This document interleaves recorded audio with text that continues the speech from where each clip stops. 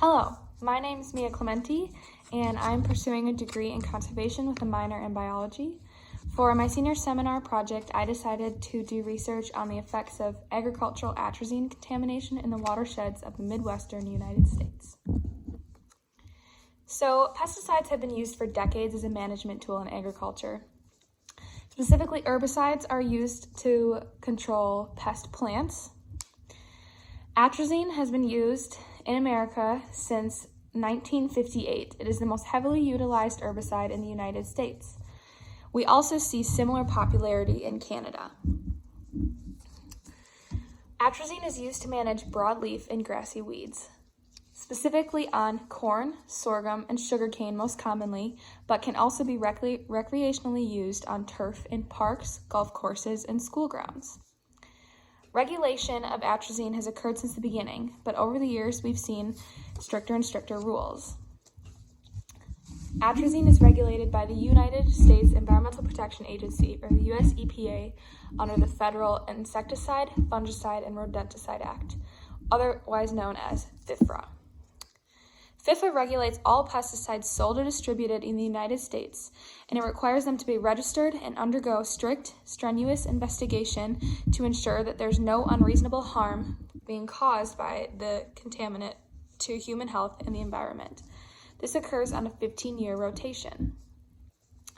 Currently, atrazine is under its strenuous investigation per the 15-year rotation. We see a high density of atrazine in the Midwestern watersheds of the United States due to the large amounts of agricultural operations that exist in this area. It makes complete sense because this is a very, very common agricultural used pesticide, and such high density of farms generates this result of high concentrations in our watersheds. So what is atrazine? Atrazine is a member of the chemical class chloroatrazine, also known as triazines. This includes simazine, propazine, and atrazine breakdown products. The three breakdown products of atrazine are hydroxyatrazine, diacylpropalatrazine, and diethylatrazine. Its mode of action, otherwise known as its pathway in which a pesticide creates an anatomical or functional change in an organism used for management, is a photosynthesis inhibitor. It affects the functionality of the plant. Atrazine is also a highly mobile herbicide.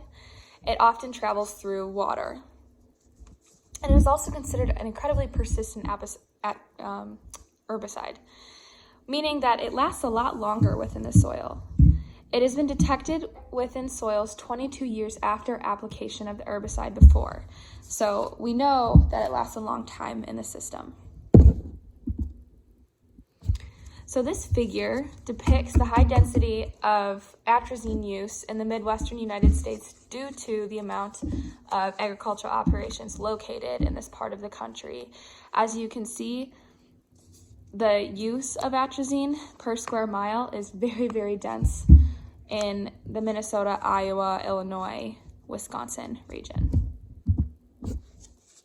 So what are the environmental effects of atrazine? Consensus on the true effects are in the works. Scientists are still conducting multiple studies to come up with solid conclusions on what these full effects are. So it's a goal of the future. But we do know that atrazine travels to watersheds through runoff, leaching, spray drift, upon application of these herbicides. And we also occasionally see periodic elevated concentrations after a rain event due to its mobility, but it has been found that this is short-lived. So detections of atrazine in the Midwest have begun to pile up over the years. I'm going to go into a few investigations where this is further exemplified. The first being in Illinois in 1995 to 1998, the state conducted an investigation. It was conducted by the U.S. Geological Survey in their National Water Quality Assessment Program, or NAQA. The investigation was to determine the presence and toxicity of atrazine within urban and agricultural waterways. They conducted chemical analysis of water, the sediments, as well as fish tissue in the system. Atrazine and all three of its breakdown products were the most prominently detected herbicides within the waterways. Another example is in Iowa. A study was conducted and 70% of the municipal wells tested contained atrazine. Atrazine consisted of 40.6% of the total contaminants observed in that study, and its breakdown products consisted of 34.9% of the total contaminants observed in that study, meaning that atrazine and its breakdown products comprised of about 80% of the entire amount of contaminants observed. We also see, there's another study that was conducted in Iowa, Illinois, and Minnesota. It was a stream study. It was conducted during baseflow conditions, meaning conducted where the waters are at typical level conditions in the absence of a rain event. The reason for this is because we had observed increased periodic atrazine concentrations after rain events, so scientists wanted to have the most realistic representation for a majority of the time. Atrazine, hydroxyatrazine, deisopropylatrazine, and diethylatrazine was detected 94% of the time.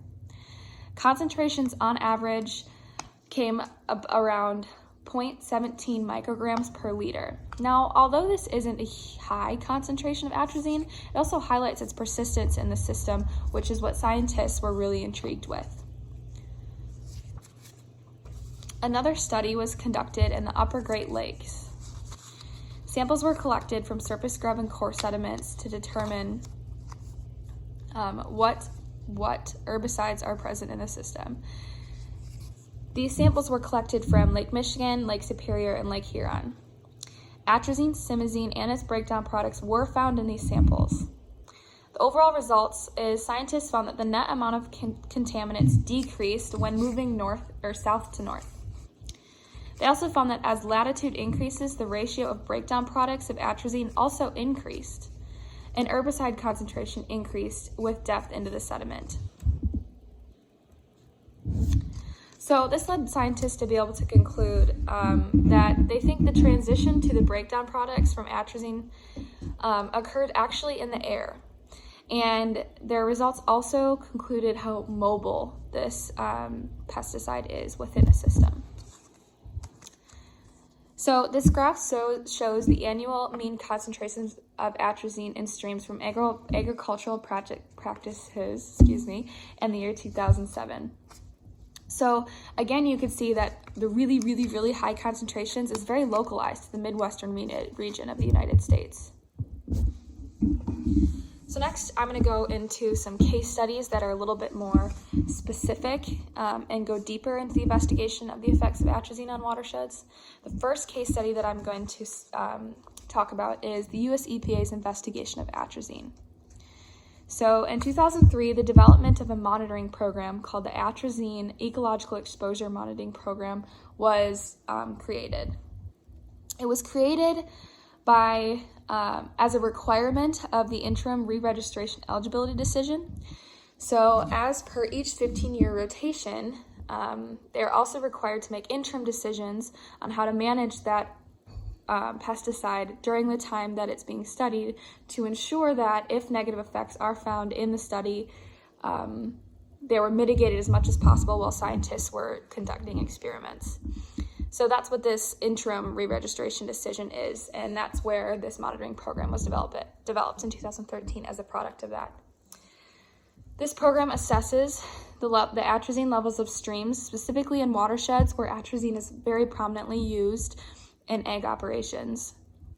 It regulates levels of atrazine by what is called concentration equivalent levels of concern, or CELOC. It is set by the U.S. EPA. It sets a maximum concentration, and these concentrations are set low enough to ensure no unreasonable harm to human health or the environment.